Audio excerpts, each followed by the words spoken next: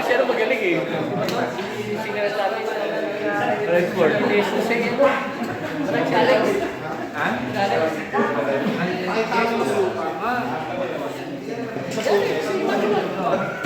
Simig. Puta mamaya nasa kanya ni G-Shock.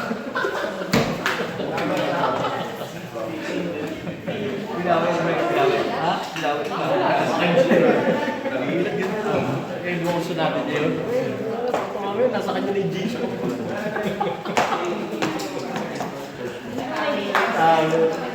Sinawala talaga. Sige. Sinalat na malalad din si Alex.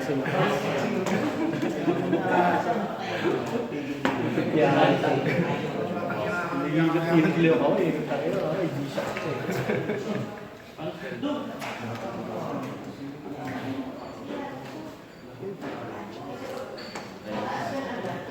Kailangan daw bonggang-bongga, maraming regalo.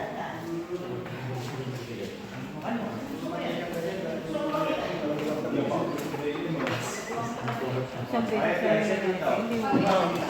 Kayo naman na magdadala. Ito mo ba? Ayun, di ba yan?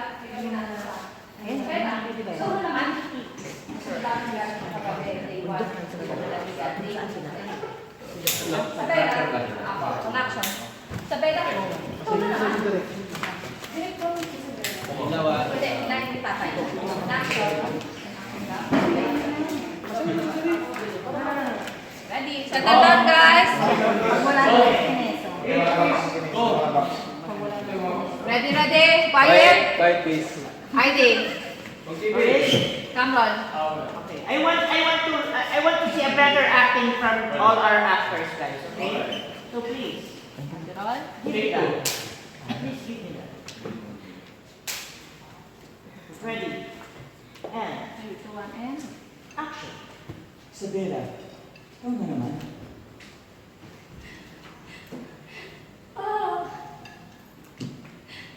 Maawa ka naman. Dati mo rin na mag-asama si Mama, di ba? Tulungan mo kami.